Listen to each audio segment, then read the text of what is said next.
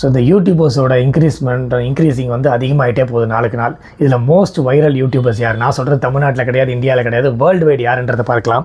First வந்து mark ராபர். இவர் வந்து ஏஜ் வந்து 45, யூஎஸில் இருக்கார். சேனல் வந்து @மார்க் ராபர். சப்ஸ்கிரைபர் மொத்தம் 66 மில்லியன். வியூஸ் வந்து 11.8 பில்லியன். இந்தியன் வியூஸ் வந்து 16% இவரோட வீடியோஸை பார்க்குறாங்க. இவர் வந்து முன்னாடி வந்து நாசாலையும் ஆப்பிளும் ஒர்க் பண்ணார். 2012 அவரோட சேனலை ஸ்டார்ட் பண்ணி நடுவில் வந்து கொஞ்சம் சேனல் வந்து பிக்கப் பண்ணதுனால ஜாப் வந்து குவிட் பண்ணிட்டார். அது மட்டும் இல்லாமல் 2020 கிட்டத்தட்ட 10 மில்லியன் சப்ஸ்கிரைபர் இருந்திருக்காங்க. இவருக்குன்னு ஒரு டீம் வந்து மொத்தம் 100 பேர் வந்து குழு இருக்குது. அதுக்கடுத்தது மேயோ ஜப்பான்ன்றவங்க. இவங்க வந்து 31 டோக்கியோ, ஏஜ் வந்து 31, டோக்கியோவில் இருக்கிறாங்க. சேனல் வந்து @Mayo Japan. Subscriber 3.55 million. Views வந்து 1.1 பில்லியன். இவங்க வந்து கார்ப்பரேட்டில் ஒர்க் பண்ணியிருந்தாங்க, ஜாப் வந்து குவிட் பண்ணிட்டாங்க.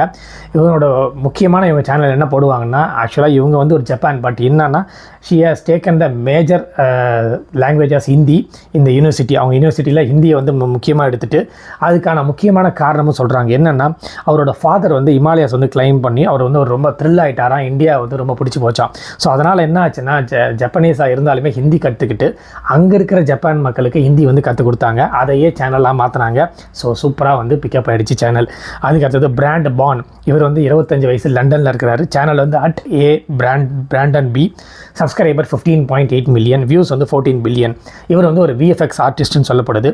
2011 இவர் வந்து வீடியோஸ் வந்து போஸ்ட் பண்ண ஆரம்பித்தார். அப்போ வந்து மொத்தமே ஃபஸ்ட்டு வீடியோ வந்து 2 வியூஸ் தான் போச்சு.